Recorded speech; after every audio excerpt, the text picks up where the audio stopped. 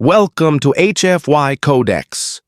If you love epic sci-fi stories where humanity shines, you're in the right place.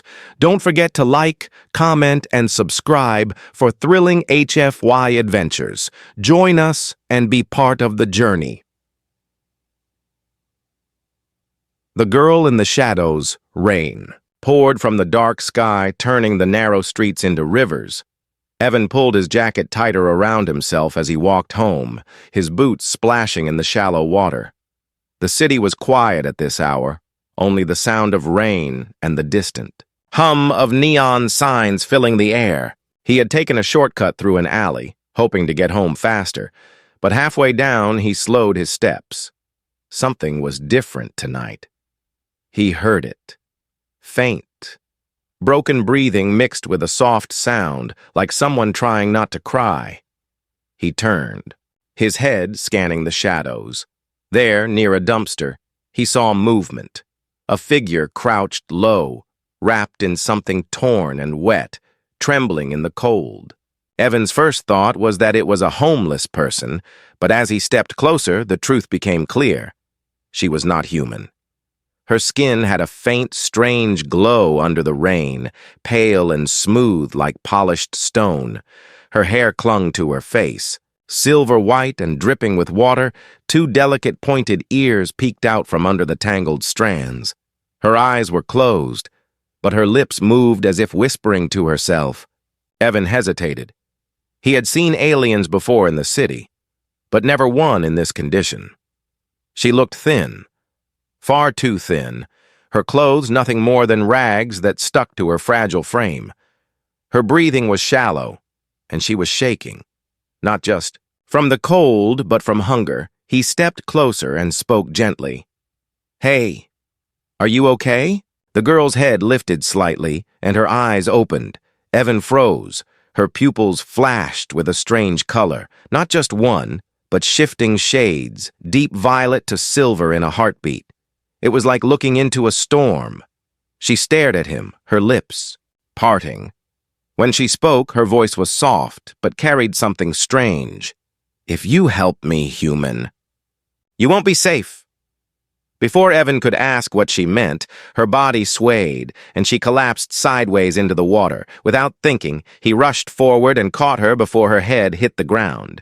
She was unbelievably light, as if she had eaten nothing for days. Rain soaked both of them as he held her, unsure what to do. Her skin was cold, but not the kind of cold he knew. It was different. Almost electric. Evan glanced around the alley, but there was no one else. No sound except the rain. He knew he should walk away, pretend he hadn't seen anything. The city wasn't safe for strangers who got involved in alien problems.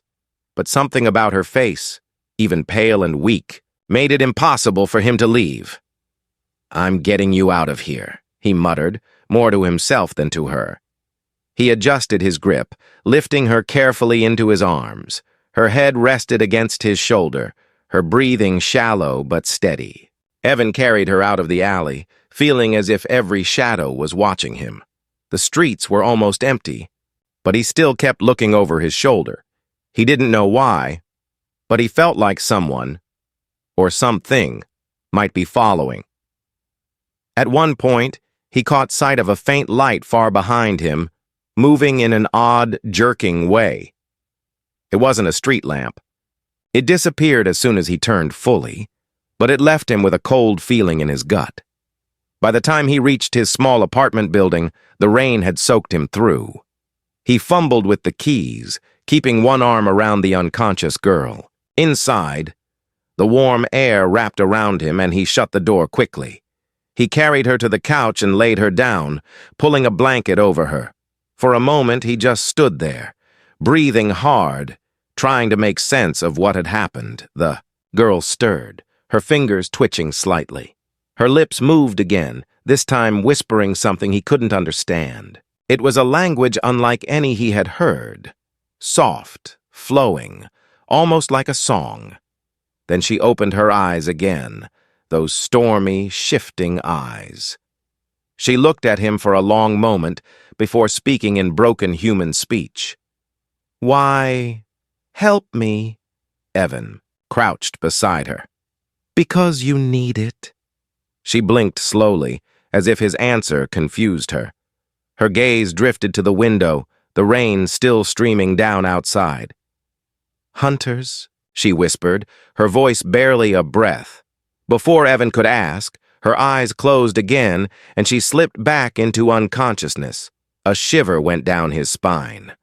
Hunters! He didn't know who they were or why they were after her, but one thing was certain. By helping her, he had just stepped into something far bigger than he could imagine. And somewhere out there, in the rain and shadows, he felt eyes searching for them, shelter from the storm. The sound of rain faded into the background. As Evan watched the girl sleep, her breathing was slow but uneven, as if her body was fighting to stay alive.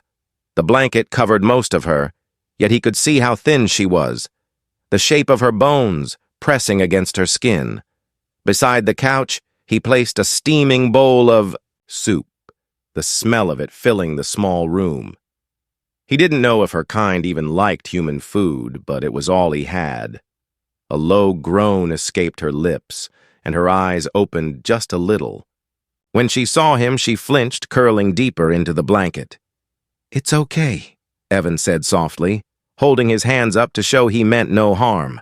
He slid the bowl toward her, the steam rising between them. You need to eat, he added, his voice firm but calm.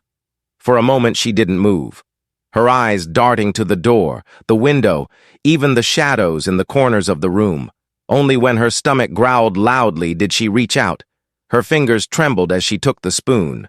She tasted the soup carefully, then suddenly began eating as if the world might end before she could finish. Evan watched, unsure whether to feel relieved or worried. This was more than simple hunger. It was survival. In minutes, the bowl was empty, and she set it down with slow, careful movements. Her gaze lifted to meet his, and for the first time, he noticed there was no gratitude in her eyes, only fear.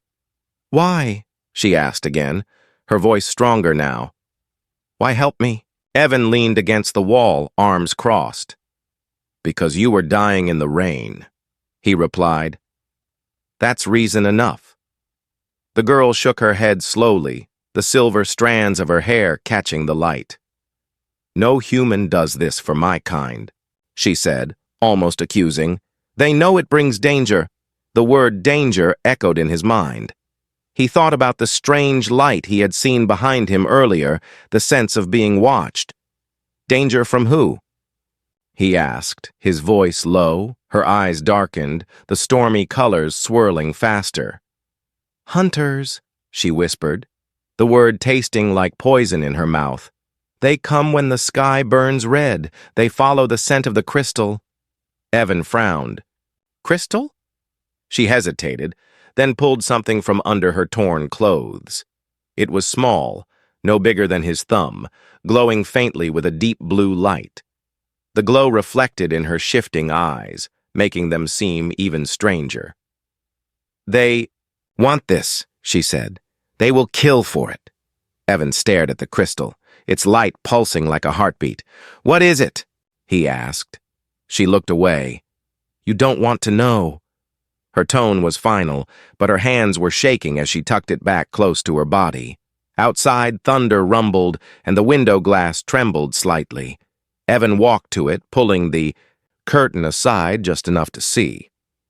The rain was heavier now, but through the blur, he thought he saw movement on the street below. Two tall figures in dark, gleaming armor, scanning the area. They moved slowly, methodically, as if they were following an invisible trail. One of them tilted its head toward the building, and for a moment Evan thought it was looking straight at his window. He let the curtain fall quickly, turning back. To the girl, "They're here," he said, his voice urgent. Her body tensed immediately, and she slid off the couch, crouching low.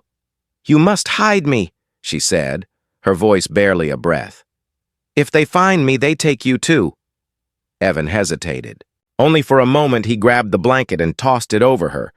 guiding her toward the small storage room near the back of the apartment. It was cramped and dark, filled with old boxes, but it would have to do. As she stepped inside, she looked up at him, her strange eyes locking onto his. "If they knock," she whispered, "do not answer." Evan closed the door gently, his heart pounding. He stood in the dim light of the apartment, the sound of his own breathing loud in his ears. Then came the knock, slow and heavy, shaking the thin wooden door. He froze, staring at it. The knock came again, this time followed by a deep metallic voice that didn't sound human. "Open," it commanded. "We know she is here." A name and a secret. The pounding on the door stopped. For a moment, there was only silence, the kind that makes the air feel heavy. Evan didn't move, every muscle in his body locked. He could hear faint clicks, like metal tapping against metal. Just outside, then a slow scrape. As if claws were sliding across the door frame, a shadow passed under the crack of the door, tall and inhuman. Evan's throat tightened, his mind screaming at him to stay quiet. From the storage room came no sound, not even breathing. The girl was silent as stone. The metallic voice spoke again, lower now, almost calm. "You can give her up and live, human, or you can hide her and die." Evan's hands curled into fists, but he didn't answer. After a long pause, the shadow shifted. Footsteps moved away. He waited, counting the seconds in his head until the hallway fell silent again. When he finally dared to move, he opened the storage room door. The girl was crouched against the wall, clutching the blanket tightly, her eyes wide. "They're gone," Evan whispered. Though he wasn't sure it was true, she stood slowly, her gaze fixed on the door, as if expecting it to burst open any second. Then she turned to him and said quietly, "My name is Lyra." It was the first time she had given him more than a warning or a half answer. The name suited her, soft, strange, and carrying something distant. Evan repeated it under his breath. Lyra. Her lips curved slightly, almost like she wanted to smile, but it vanished as quickly as it came. "You should not know my name," she said, her voice sharper now. "It will only put you in more danger." Evan crossed his arms. "Danger or not, I'm not letting you die out there." She studied him for a moment, her storm-colored eyes shifting slowly. Then she reached into her torn clothing again and pulled out the glowing crystal. Its light filled the small apartment with an eerie blue glow. "This is why they hunt me," she said. "It holds a map. But not to treasure, not to gold, to something they cannot be allowed to find," Evan frowned. "A map to what?" Lyra's fingers tightened around the crystal. "To a place older than both our worlds, where something sleeps, something that can end everything." Her voice dropped lower, almost like she was afraid the walls could hear her. "I took it from them," she continued. "They killed my family for it, but I escaped." Evan felt a cold weight settle in his chest. The way she said it, calm, almost empty, made it worse. She had seen death, and not just once. "And now you're here, hiding in an alley in my city," he said quietly. She nodded. "It was the only place I thought they wouldn't look. But I was wrong." A faint hum filled the air, so low it was almost a vibration in the floor. Lyra's head snapped toward the window, her eyes narrowing. "They're still close," she whispered. "They never leave until they have what they want." Evan stepped toward the window, but she grabbed his wrist, her grip surprisingly strong. "You must understand," she said urgently. "If they take me, they will kill you too, not because they have to, but because they enjoy it." He met her gaze, feeling that strange mix of fear and determination rising inside him. "Then I guess we don't let them take you," he replied. She studied him again, as if trying to decide if he was foolish or brave. Finally, she tucked the crystal back into her clothing and said, Then we must leave before the sun rises. Outside, the low hum faded, replaced by the distant hiss of rain. But Evan couldn't shake the feeling that somewhere, just out of sight, the hunters were waiting. Visitors in the night. The rain had slowed, but the air outside was thick and heavy. Evan stood near the door, listening, his hand resting on the cool metal handle. Lyra stayed in the shadows of the apartment, her head tilted slightly, as if she could hear something he couldn't. When she spoke, her voice was soft but tense. "They're not gone, they're waiting." Evan frowned. "How do you know?" She didn't look at him, her eyes fixed on the wall as though she could see through it. "They breathe different," she whispered. "They move different. You can feel it in the air." A faint tapping sound came from the hallway, slow and deliberate. It wasn't footsteps. It was sharper, like metal claws touching the floor. Evan's pulse quickened. The tapping stopped right outside his door. For a long moment, there was only silence. Then from above came a deep, unnatural hum that vibrated through the ceiling. Shadows flickered under the door, shifting shapes that didn't belong to human bodies. Lyra backed away, her breathing uneven.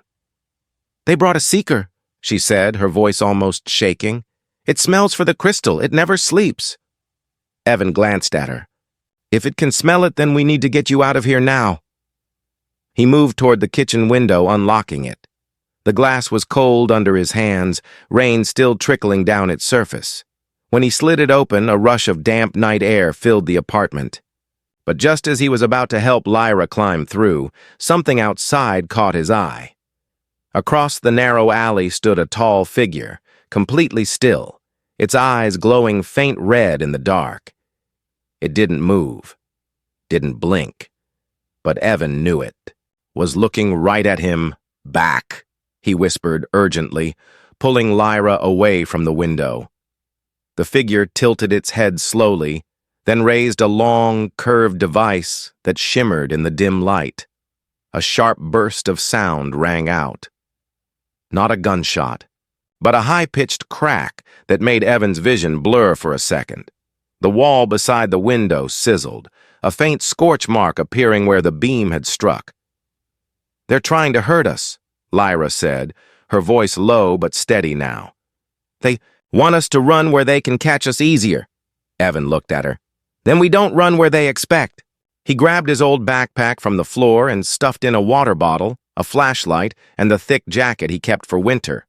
Lyra watched him for a moment, then slipped the glowing crystal into a hidden pouch on the inside of her ragged clothing. "You do not leave me behind," she said firmly. Evan nodded once. Not a chance. Before they could move, the apartment's front door creaked. Not from the hinges, but from the wood itself, bending slightly inward. Something was pressing against it. Slowly, deliberately. Evan could hear the sound of metal scraping, then a low, rumbling breath that did not belong to anything human. He grabbed Lyra's hand, pulling her toward the back exit, a narrow fire escape that led down into another alley. They slipped through the door quietly, the rusted metal steps groaning under their weight. Behind them, the sound of the front door breaking filled the night like a snap of bone. They didn't look back, but Evan could feel it.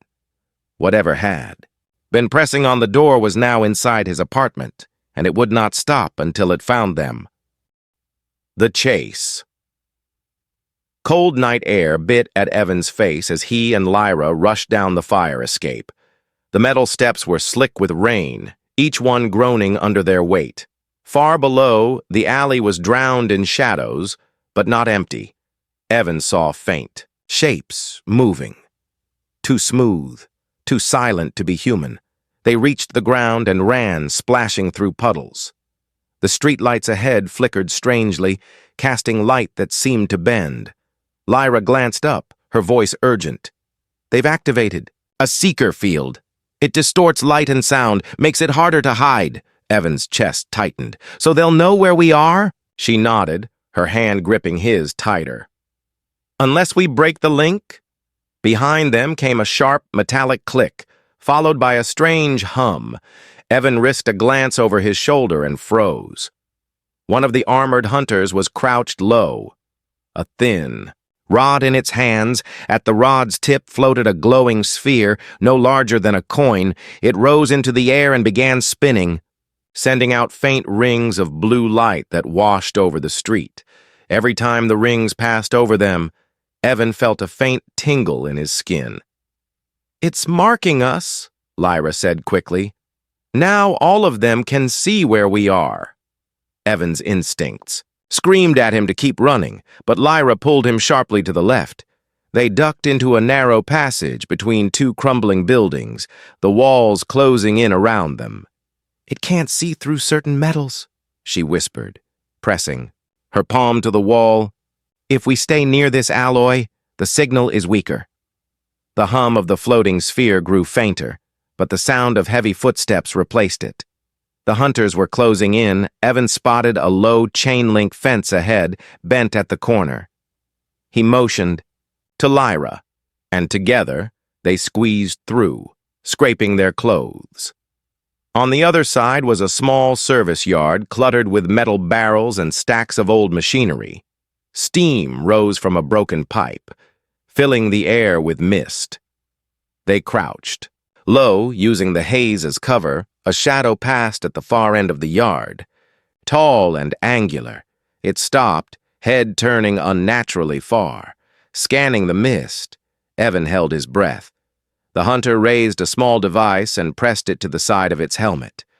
A faint green beam swept across the yard, cutting through the fog. Like a blade of light, it passed dangerously close to where they hid. Lyra pressed her hand to his arm, her eyes locking with his, silently telling him not to move. The beam lingered for a moment, then shifted away. The hunter walked on, disappearing into the darkness. Evan exhaled slowly, but Lyra didn't relax. "They won't give up," she whispered. "They'll call the other units, and once they have us surrounded, it's over." Evan's mind raced. They couldn't outrun creatures that could track them anywhere, but maybe they could turn the game around. He looked at Lyra. "You said the sphere marks us. What happens if we destroy it?" Her lips curved in the faintest, most dangerous smile he'd seen on her yet. "They lose the trail," she said, "and they hate being blind." Evan peeked out from their hiding spot, spotting the faint blue glow of the sphere drifting through. In the fog, it was searching, moving in slow arcs. The hunters weren't far behind it. He turned back to Lyra. "Then we take it out." The truth about Lyra. The blue glow of the tracking sphere hovered in the mist like a cold, unblinking eye. It pulsed faintly, sending out silent waves that seemed to make the very air ripple. Evan felt the hairs on his arms stand up each time it passed over them. Lyra's eyes followed the sphere closely, her breathing slow, steady. "When it pauses, that's when you strike," she whispered, her voice low but sure. Evan scanned the ground for anything he could use. His gaze landed on a long metal rod half buried under a pile of scrap. He pulled it free, the rust flaking off in his hands. Lyra moved beside him, holding the crystal close to her chest. "You hit it once, hard, right at the core," she said. "It will explode. And when it does, run." The sphere drifted closer, its faint hum growing louder. Through the fog, Evan saw the shadow of one of the hunters moving slowly, its head tilted toward the sphere like a predator tracking prey. The moment the sphere stopped to scan, Evan burst from the mist, swinging the rod with all his strength. The impact was sharp and ringing. For an instant, the blue light flared bright enough to blind him. Then came the sound, a high-pitched shriek, like tearing metal. The sphere shattered in midair. Fragments, falling and hissing in the wet ground. Lyra grabbed his arm, pulling him into the shadows as the hunter roared, not in pain, but in pure fury.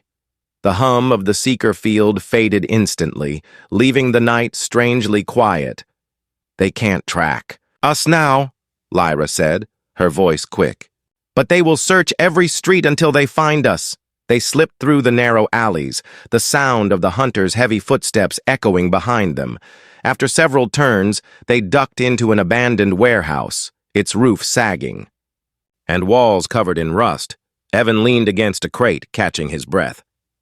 "That thing, it was like it could see right through me," he said. Lyra nodded. "The Seekers are made from my people's technology, but twisted, made for hunting." Evan looked at her, something in her tone catching his attention. "You said your people," he began slowly. "Who are you exactly, Lyra?"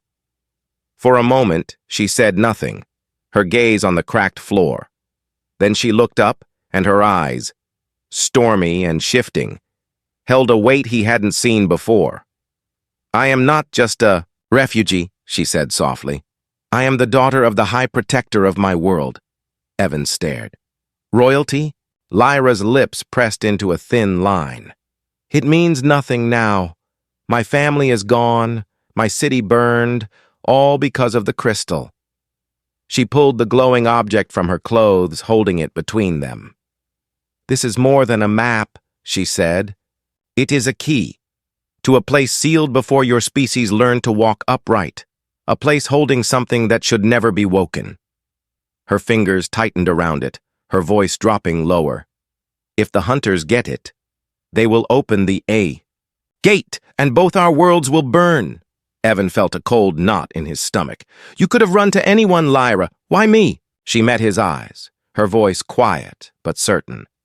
"Because humans do not give up, even when they should." Before Evan could answer, a sharp, metallic clang echoed from somewhere deep in the warehouse. Lyra's head turned sharply, her expression darkening. "They found us," she whispered. And this time, Evan saw it too. Two red lights glowing in the darkness, moving closer with each second. The choice. The red lights in the dark grew brighter, cutting through the warehouse shadows like burning eyes. Evan tightened his grip on the metal rod, his heart pounding in his ears. Beside him, Lyra slipped the crystal deep into her clothing, her movements slow, deliberate. The hum of alien armor filled the air, heavy footsteps shaking the floor with each step. A voice echoed from the shadows, cold and certain. "Human, step aside. We only want what she carries." Evan said nothing. The hunters stepped into the dim light, towering over him, their black armor glistening with drops of rain. One of them tilted its head, studying him like a curious animal. "You protect her," it said. "Why?" "She is not your kind. She is not your problem." Lyra's voice came from behind Evan, calm but trembling. "If you give me to them, they will let you live." Evan didn't turn, his eyes locked on the hunters. "Maybe," he said, "but I'd have to live knowing I left you to die." The taller hunter's voice grew sharper. "This is your last chance, human." Evan took a step forward instead, his voice steady now. "Then I guess I'm out of chances." The hunter moved first, lunging forward with terrifying speed. Evan swung the rod, but the alien caught it effortlessly, bending the metal like it was paper. Before the hunter could strike, Lyra stepped into the open, her hands glowing faint blue. The air around her began to hum, the same sound as the crystal but deeper, more alive. Energy crackled between her fingers, the light growing brighter until it lit the whole warehouse. The hunters froze, a sound like static in their helmets. Lyra's voice was no longer trembling. It was sharp, commanding. "You want the key? Then take it from me." She slammed her hands together, and the light exploded outward in a wave of pure force. The shock wave threw Evan backward, the air burning with heat and static. The hunters were hurled into the far wall, their armor sparking and smoking. The red lights in their helmets flickered, then went dark. Silence fell, broken only by the soft hiss of rain leaking through the warehouse roof. Evan pushed himself up, his ears ringing. Lyra stood in the center of the room, the crystal still glowing. In her hands, her face was pale, her breathing heavy, but her eyes, those stormy, shifting eyes burned with defiance. "They won't stop," she said quietly. "Others will come." Evan stepped closer, his voice firm.